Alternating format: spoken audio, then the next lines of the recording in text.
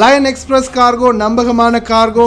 இதோ நீங்களும் தொடர்பு கொண்டு உங்களுடைய கார்கோ பொருட்களை அனுப்பலாம். 90 93 61 67 தொடர்புக்கான இலக்கம் 66 16 84 14. இன்னொரு இலக்கம் 55 17 27 47. அதே போல் இன்னுமொரு இலக்கம் 50 53 79 39. இன்னுமொரு இலக்கம் 99 69 84 94. السرلكية 120 دينار 110 120 دينار. அஸ்ஸலாமு அலைக்கும் வரஹ்மத்துல்லாஹி வபரகாத்துஹு. அன்பாத அனைத்து உறவுகளுக்கும் இனிய மாலை வணக்கம். மேலும் மிக முக்கியமான வேதனைக்குரிய செய்தியோடு தான் வந்திருக்கேன். வீடியோவை கடைசி வரைக்கும் பாருங்கள். தெரியாத நண்பர்களுக்கும் மறக்காமல் ஷேர் பண்ணுங்கள். வீடியோ பிடிச்சிருந்தால் ஒரு லைக் பண்ணுங்கள், சப்ஸ்கிரைப் பண்ணுங்கள், மறக்காமல் பெல் பட்டனை செலக்ட் பண்ணுங்கள். அப்போ தான் நான் போடக்கூடிய ஒவ்வொரு தகவலும் உங்களுக்கு நோட்டிஃபிகேஷன் மூலம் கிடைக்கும்.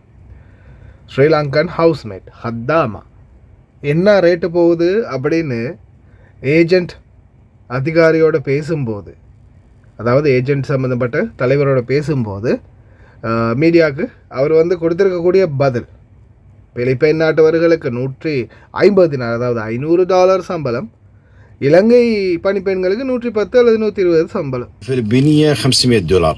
السريلانكي ايش كثر والاثيوبي ايش كثر؟ 120 الاثيوبيه؟ السرلكية 120 دينار 110 120 دينار. 110 الاثيوبيه المفروض يفترض حسب اتفاقنا مع المكاتب الاثيوبيه 80 دينار، بس مع الاسف وزاره العمل الاثيوبيه رفضت العقود اللي دخلنا على 90 دينار مو 80، على 90 دينار، ورفضتهم في حجه ان الراتب ما يقل عن 110 دنانير. وهذا هو يعني تفرقة بيننا وبين دول الخليج. دول الخليج على ما يقارب يعني ب1000 ريال بالسعودية بالإمارات تقريبا بالدرهم. هذا وش معنى احنا يعني أكثر 110 دنانير أكثر منهم. يعني أنا اليوم 20 دينار إذا يعني المواطن تاعنا احنا كاتحاد نضايق من هالأمر هذا، مع احنا مو دافعينه من جيبنا، بس هذا نشوفه شيء غلط، ما هو إنصاف. அன்பார்ந்த உறவுகளே, பணிப்பெண் அது மட்டுமல்லாது ஹவுஸ் பாய், சரியா? ஹவுஸ் பாய் குக்கும் வரும். சில நேரங்களில் குக்குக்கும் பெருசாக சம்பளம் சில நேரங்களில் கிடைக்கிறது இல்லை, ஆனால் சில குக்குக்கு சம்பளம் கிடைக்கும். இப்போ இது பாருங்கள், இது சாதாரணமாக வெள்ளிக்கிழமையில், அதாவது லாஸ்ட் வெள்ளிக்கிழமை எங்கள் வீட்டில், இந்த வெள்ளிக்கிழமை இல்லை, இப்போ போன வெள்ளிக்கிழமை இல்லை, அதுக்கு முந்தின வெள்ளிக்கிழமை 3 பணிப்பெண்கள் நம்ம வீட்டில் இருந்தாங்க அந்த நேரம்.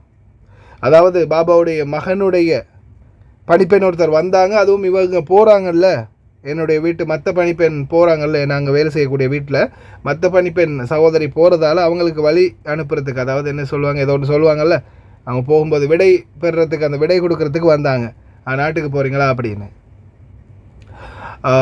அந்த மாதிரி அவங்க வந்ததால் 3 பேர் அன்றைய தினம் வீட்டில் பணிப்பெண்கள் காணப்பட்டார்கள். அதையும் தாண்டி மற்ற வெள்ளிக்கிழமை நீங்கள் பார்த்துருப்பீங்க, நானும் மற்ற சகோதரியும் தான் இருந்தோம், எந்த அளவுக்கு வேலை இருந்துச்சுன்னு. ஆனால் அந்த நாள் பாத்திரங்கள், சமையல் பாத்திரங்கள், அந்த பாத்திரம் இது அதுன்னு எல்லாமே கழுகுறதுக்கு ஆள் இருந்துச்சு. அதுக்கப்புறமா ஆளுங்கள் யாருமே இல்லை. ஏன்னா இதை நான் எதுக்காக சொல்கிறேன்னா, பணிப்பெண்கள் மற்றும் ஹவுஸ் பாய், ஹவுஸ் மெய்டாக இருக்கக்கூடியவங்க, ஹவுஸ் பாயாக இருக்கக்கூடியவங்க, கிச்சனில் குக்காக இருக்கக்கூடியவங்க, வீட்டில் வேலை செய்கிறவங்களுடைய நிலைமை என்னன்றது அதை அனுபவிச்சாதான் தெரியும். அதாவது அதை ஃபீல் பண்ணி அதை உணர்ந்தால் தான் தெரியும். ஏன்னா அதை உணர்ந்து இருக்கிறேன் நான். சொல்லுவாங்க இல்லையா, இதாக இருந்தாலும் காய்ச்சலோ தலைவலியோ தனக்கு வந்தால் தான் தெரியும் அப்படின்ற மாதிரி, அதை அனுபவிச்சாதான் தெரியும். இப்போ பாருங்கள், நான் இந்த வீடியோ எடுக்கும்போது நான் சில ஃப்ரெண்ட்ஸுக்கு அனுப்புறதுக்காக எடுத்தேன். அதே போல் நான் இது வீடியோ போடணும்னு எடுத்து வச்சுருந்தேன். பாருங்கள், ஒருத்தர் சாப்பிடும்போது ஒவ்வொருத்தருக்கும் ஒவ்வொரு ஸ்பூன், ஒவ்வொரு ஃபோக், அந்த கரண்டி இருக்குது. அதே மாதிரி ஒவ்வொரு சின்ன சின்ன டீஸ், அதே மாதிரி அவங்களுக்கு இன்னொரு தட்டு, அந்த தட்டு பிங்கான அப்படி இப்படின்னு ஒவ்வொருத்தருக்கும் ஒருத்தரே ஒரு 10-15 சில டைமில் நிறைய சாப்பாடுகள் இருந்துச்சுன்னா பாருங்கள், ஒவ்வொரு வகையான சாப்பாட்டுக்கும் ஒவ்வொரு தட்டு எடுப்பாங்க. அப்போ அந்த ஒவ்வொரு தட்டுக்கும் ஒரு ஆளுக்கே குறைஞ்சது 5 6 7 8ன்னு பாத்திரங்கள் எடுப்பாங்க.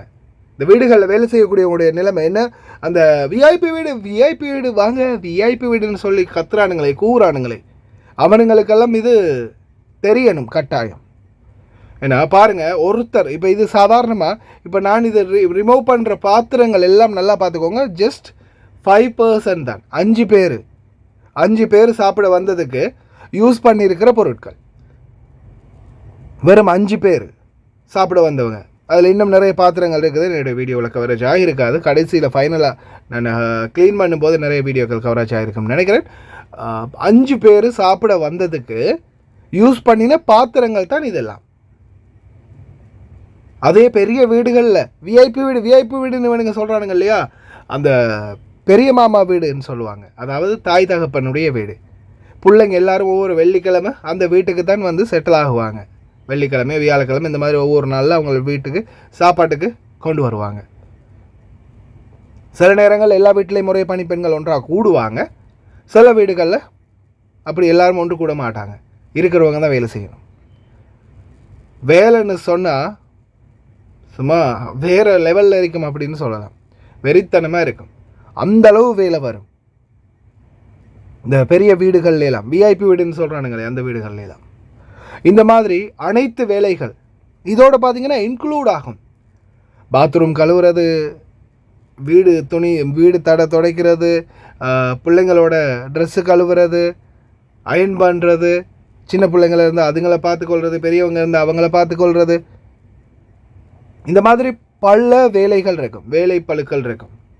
சில வீடுகளில் ஏதோ கொஞ்சம் சொகுசு இருக்கும், சில வீடுகளில் கொஞ்சம் சொகுசாக இருக்கும், சில வீடுகளில் வந்து ரொம்ப மோசமாக இருக்கும் பிஹேவியர்கள். அந்த ஒவ்வொரு நிலைமைக்கு ஏற்ற மாதிரி நடந்து கொள்கிறாங்க. ஆனால் இந்த சம்பளத்தில் அந்த 120ன்னு சொல்லிக்கிட்டு இருந்தது கூட பரவாயில்ல, 110 ஆக்கினானுங்க பாருங்கள். 110 120ன்னு. அதுதான் மனசுக்கு ரொம்ப கவலையாக இருக்குது. பிலிப்பீனிகளாக இருந்தாலும் சரி, அது எந்த நாட்டுக்காரங்களாக இருந்தாலும் சரி, வேலைன்றது ஒன்று தான். ஆனால் அவங்க டைமோடையாவது போய் தூங்கிடுவாங்க. நாம் நைட்டு 12-1 மணி ஆகினாலும் இலங்கை, இந்திய, மற்ற நாட்டு பணிப்பெண்கள்லாம் வச்சு வேலை வாங்குவாங்க. இந்த மாதிரி நிறைய சம்பவங்கள் வந்து இன்றைக்கி நடந்துக்கிட்டு தான் இருக்குது. ஆனால் இப்படி இருக்கக்கூடிய சூழலில் சம்பளத்தில் 10 தினார் கழிக்கிறாங்கன்றது மிகவும் வேதனைக்குரிய விடயமாக இருக்குது. அன்பார்ந்த பார்வையாளர்களே, இது பற்றிய உங்களுடைய கருத்துக்களையும் மறக்காமல் கமெண்டில் பதிவு பண்ணுங்கள். 110 தினார் சம்பளம் வேலைக்காகுமா? அதே மாதிரி எத்தியோப்பியனை 80 தினார் இல்லை 90 தினாருக்கு கொண்டு வர போகிறாங்களாம். எத்தியோப்பியன் 90 தினாருக்கு. நம்ம சோழி அவ்வளவுதான் போல் தெரியுது. 90 தினார். දැන් කෑව. හරි මම වැඩ දැන් තමයි එන්න පටන් ගත්තේ භාජන ටික. සුද්ධ කරනවා.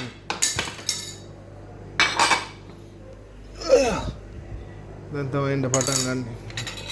අද පාටි අපේ ගෙදර.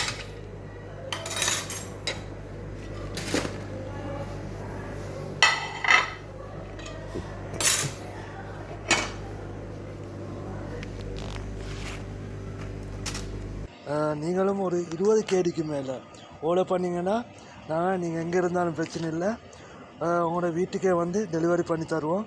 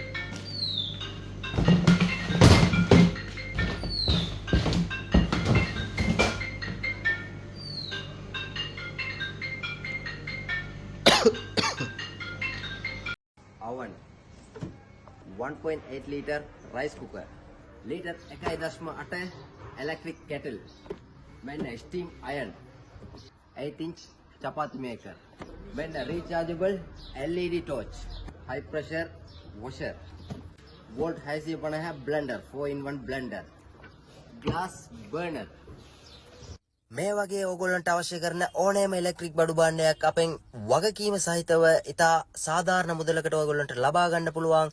ඒ විතරක් නෙමෙයි කුවේට් එකේ අපි ඕනෑම තැනකට අපි ෆ්‍රී ඩෙලිවරි කරලා දෙනවා.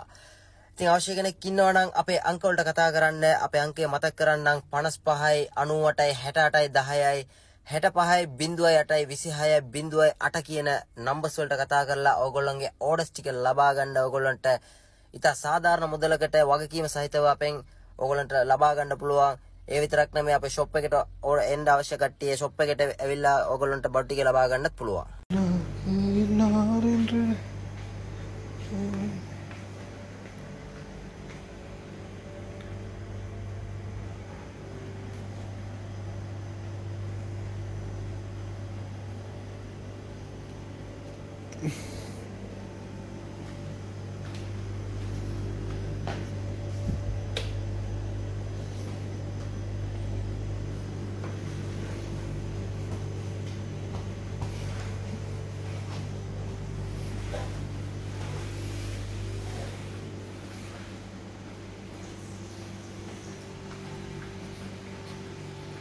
இப்போ தானே கூட்டினேன், அதுக்கடையில் குப்பையை போட்டு வச்சுருக்கேன் பாரு.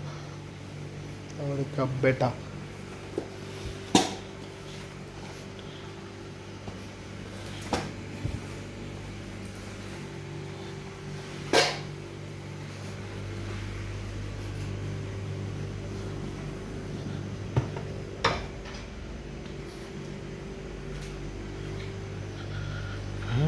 அமைத்ததோ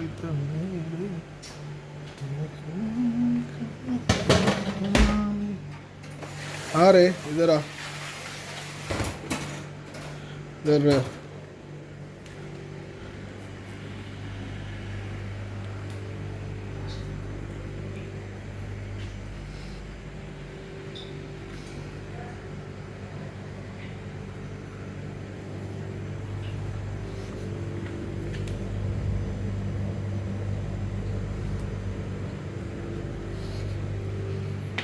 Mm-hmm.